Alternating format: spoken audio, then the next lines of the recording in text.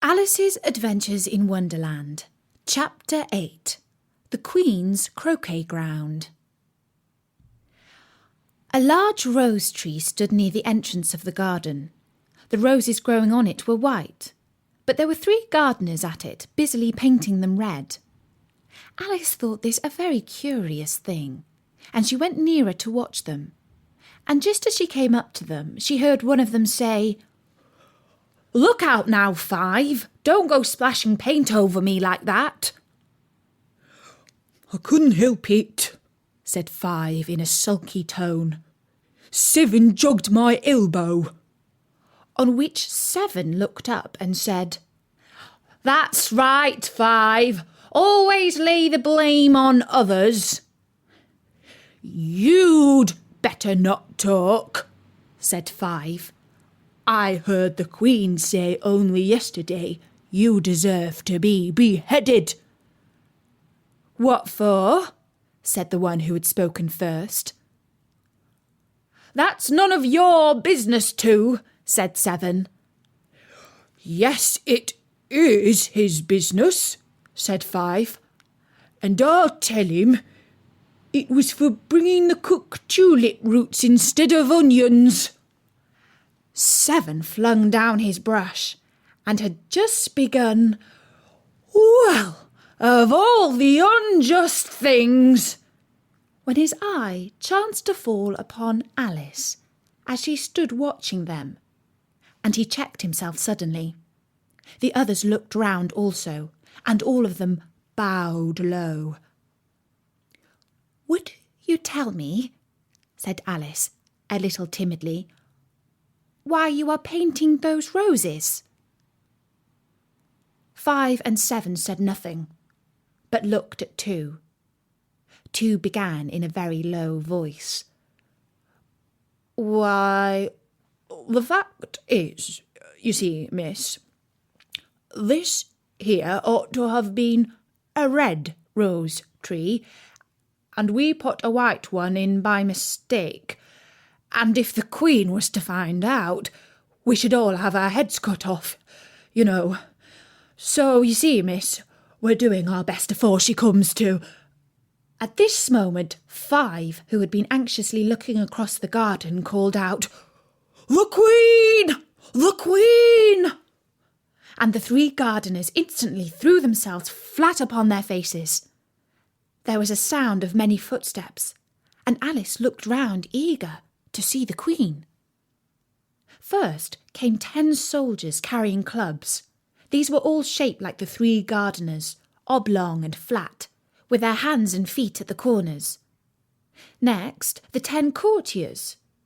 These were ornamented all over with diamonds, and walked 2 and 2 as the soldiers did.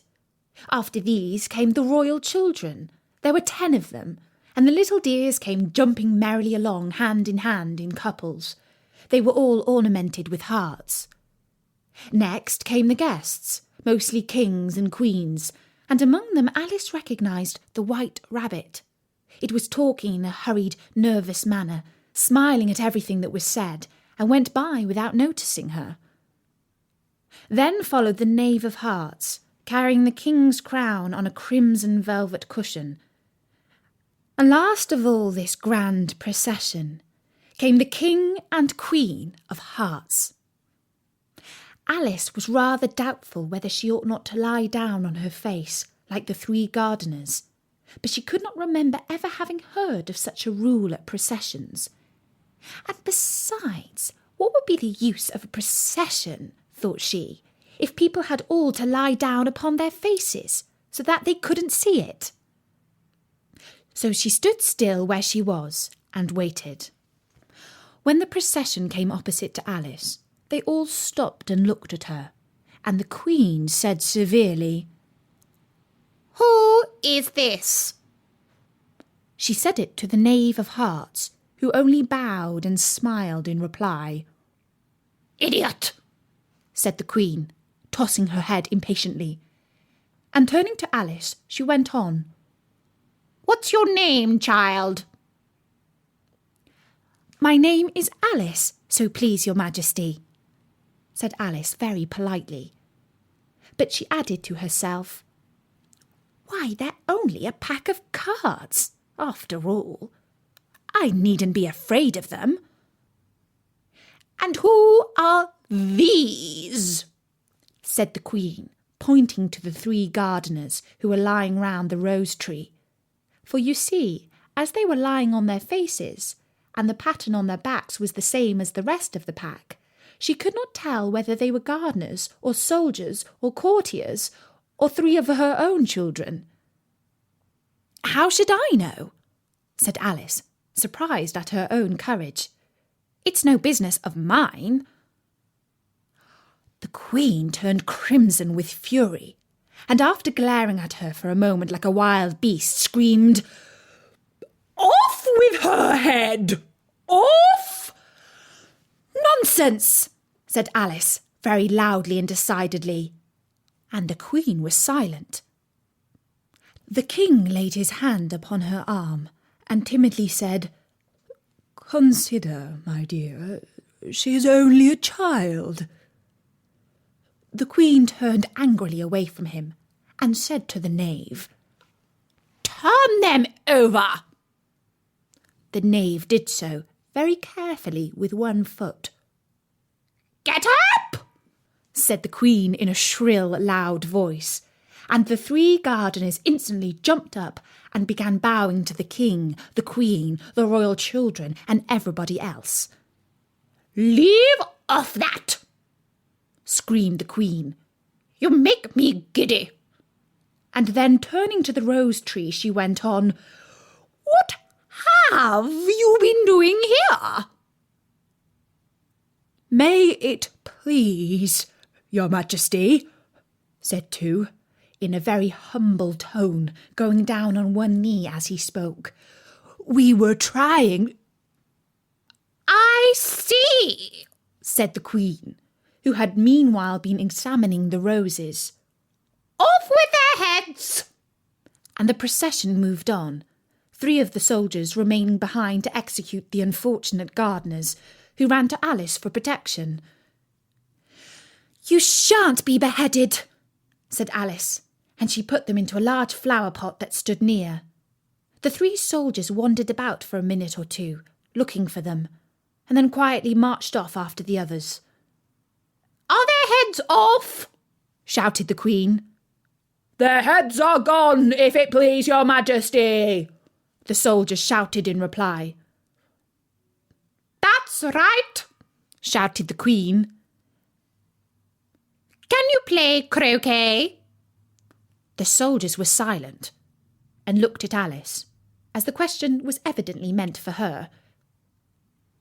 "Yes," shouted Alice. "Come on, then!" roared the Queen, and Alice joined the procession, wondering what would happen next. It's a very fine day," said a timid voice at her side. She was walking by the White Rabbit, who was peeping anxiously into her face. "Very," said Alice. "Where's the Duchess?" "Hush, hush," said the Rabbit in a low, hurried tone. He looked anxiously over his shoulder as he spoke, and then raised himself up upon tiptoe, put his mouth close to her ear, and whispered, "She's under sentence of execution." "What for?" said Alice. "Did you say, 'What a pity'?" the Rabbit asked. "No, I didn't," said Alice. "I don't think it's at all a pity. I said, 'What for?'" "She boxed the Queen's ears," the Rabbit began. Alice gave a little scream of laughter. "Oh, hush!" the Rabbit whispered in a frightened tone. "The Queen will hear you. You see, she came rather late, and the Queen said—" "Get to your places!" shouted the Queen in a voice of thunder, and people began running about in all directions, tumbling up against each other. However, they got settled down in a minute or 2, and the game began. Alice thought she had never seen such a curious croquet ground in all her life. It was all ridges and furrows. The balls were live hedgehogs, the mallets live flamingos, and the soldiers had to double themselves up and to stand on their hands and feet to make the arches. The chief difficulty Alice found at first was in managing her flamingo. She succeeded in getting its body tucked away comfortably enough under her arm, with its legs hanging down, but generally, just as she had got its neck nicely straightened out and was going to give the hedgehog a blow with its head, it would twist itself round and look up in her face with such a puzzled expression that she could not help bursting out laughing. And when she had got its head down and was going to begin again, it was very provoking to find that the hedgehog had unrolled itself and was in the act of crawling away. Besides all this, there was generally a ridge or furrow in the way wherever she wanted to send the hedgehog to, and as the doubled-up soldiers were always getting up and walking off to other parts of the ground, Alice soon came to the conclusion that it was a very difficult game indeed. The players all played at once without waiting for turns, quarrelling all the while, and fighting for the hedgehogs, and in a very short time the Queen was in a furious passion and went stamping about and shouting, "Off with his head!" or "Off with her head!" about once in a minute. Alice began to feel very uneasy, to be sure. She had not as yet had any dispute with the Queen, but she knew that it might happen any minute. And then, thought she, what would become of me?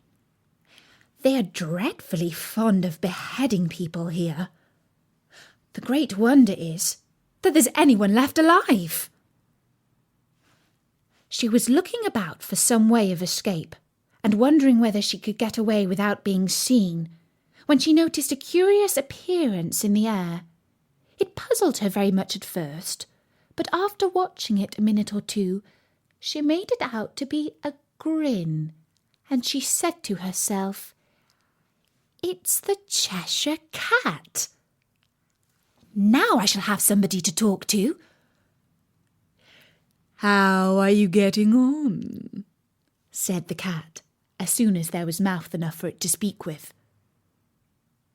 Alice waited till the eyes appeared, and then nodded. "It's no use speaking to it," she thought, "till its ears have come, or at least one of them." In another minute the whole head had appeared, and then Alice put down her flamingo and began on account of the game, feeling very glad she had someone to listen to her. The cat seemed to think that there was enough of it now in sight, and no more of it appeared.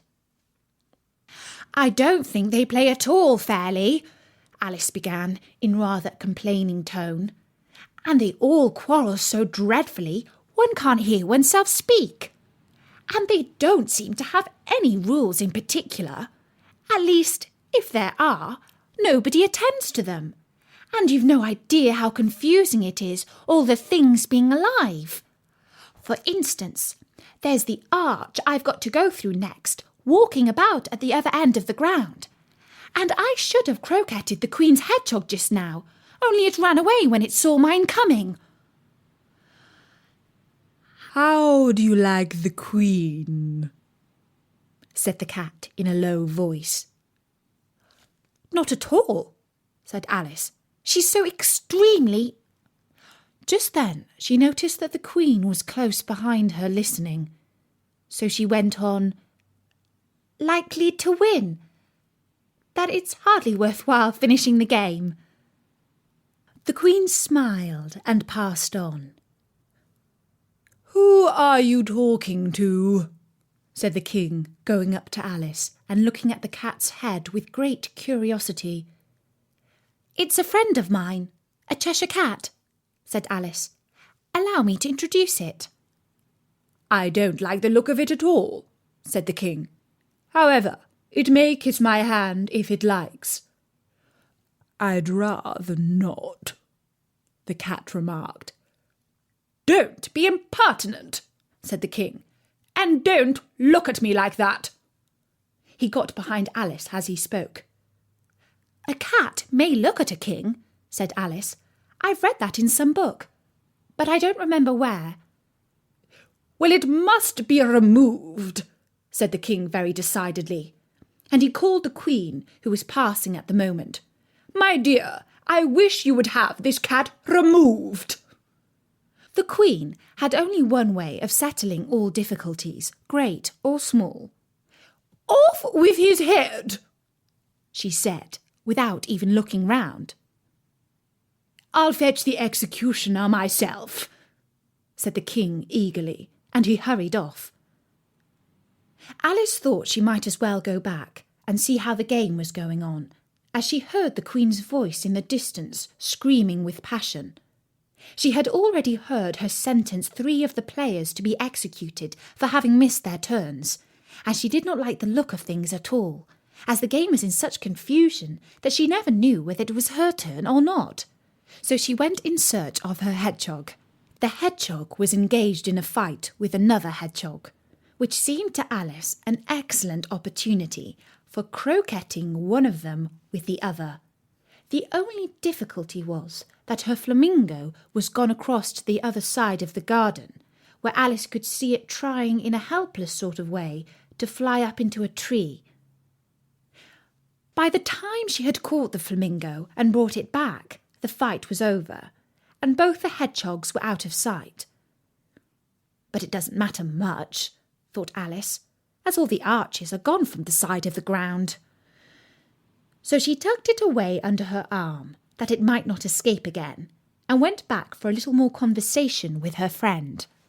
When she got back to the Cheshire Cat, she was surprised to find quite a large crowd collected round it. There was a dispute going on between the executioner, the king, and the queen, who were all talking at once, while all the rest were quite silent and looked very uncomfortable. The moment Alice appeared, she was appealed to by all 3 to settle the question, and they repeated their arguments to her, though as they all spoke at once, she found it very hard indeed to make out exactly what they said. The executioner's argument was that you couldn't cut off a head unless there was a body to cut it off from, that he had never had to do such a thing before, and he wasn't going to begin it at his time of life. The king's argument was that anything that had a head could be beheaded, and that you weren't to talk nonsense. The queen's argument was that if something wasn't done about it in less than no time, she'd have everybody executed all round. It was this last remark that had made the whole party look so grave and anxious. Alice could think of nothing else to say but, "It belongs to the Duchess. You'd better ask her about it." "She's in prison," the queen said to the executioner. "Fetch her here." And the executioner went off like an arrow. The cat's head began fading away the moment he was gone, and by the time he had disappeared, so the king and the executioner ran wildly up and down looking for it, while the rest of the party went back to the game. And that was the 8th chapter of Alice's Adventures in Wonderland. I'll be reading another story soon at storynori.com. So until then, from me, Natasha, bye-bye!